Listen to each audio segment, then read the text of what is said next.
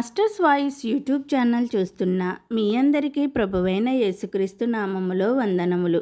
ఈరోజు వాక్యపఠనము యోహాను రాసిన మొదటి పత్రిక 5వ అధ్యాయము.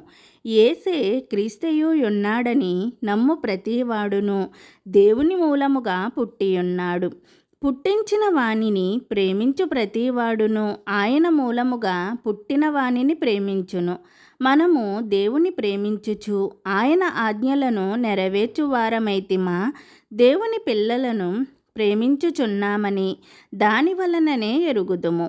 మనమాయన ఆజ్ఞలను గైకొనుటయే దేవుని ప్రేమించుట.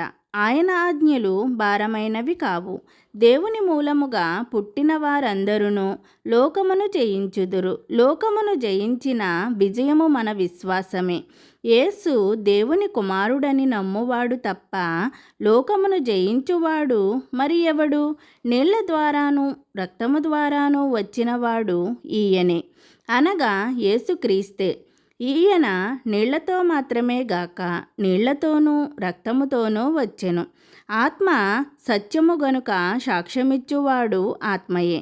సాక్ష్యమిచ్చువారు ముగ్గురు, అనగా ఆత్మయు నీళ్లును రక్తమును ఈ ముగ్గురు ఏకీభవించి ఉన్నారు. మనము మనుషుల సాక్ష్యము అంగీకరించుచున్నాము గదా.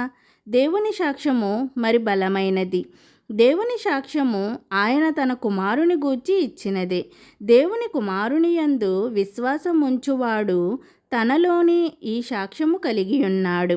దేవుని నమ్మనివాడు ఆయన తన కుమారుని గూర్చి ఇచ్చిన సాక్ష్యమును నమ్మలేదు గనుక అతడు దేవుని అబద్ధికునిగా చేసినవాడే.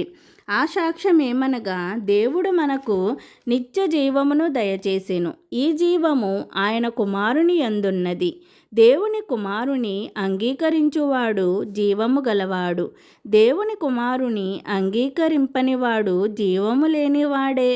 దేవుని కుమారుని నామమందు విశ్వాసముంచు మీరు నిత్య జీవము గలవారని తెలుసుకొనున్నట్లు నేను ఈ సంగతులను మీకు రాయుచున్నాను.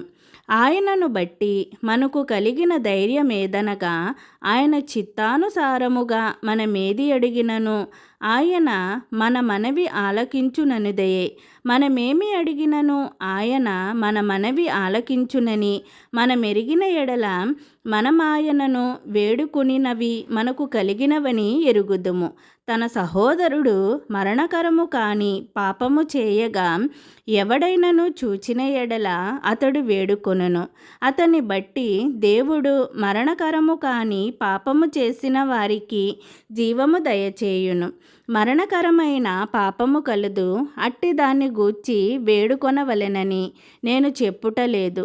సకల దుర్నీతియు పాపము, అయితే మరణకరము కాని పాపము కలదు. దేవుని మూలముగా పుట్టియున్నవాడెవడును పాపము చేయుడని ఎరుగుదుము.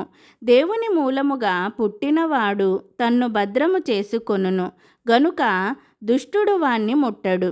మనము దేవుని సంబంధులమనియు లోకమంతయు దుష్టుని అందున్నదనియు ఎరుగుదుము.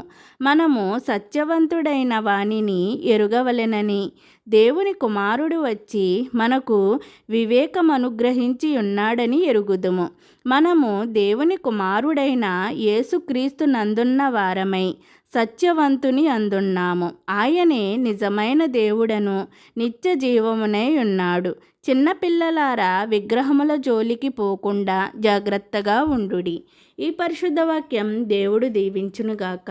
వినిన ఈ వాక్యవచనములు మీ అందరికీ ఆశీర్వాదకరముగా నుండునుగాక. ఆమేన్. ప్రైజ్ లార్డ్ అందరికీ. ఈరోజు వాక్యం విన్నారు కదా, అలాగే ఇంకొంతమంది కూడా వినిపించండి. మన యూట్యూబ్ ఛానల్ని లైక్ చేయండి, షేర్ చేయండి, సబ్స్క్రైబ్ చేయండి. Thank you.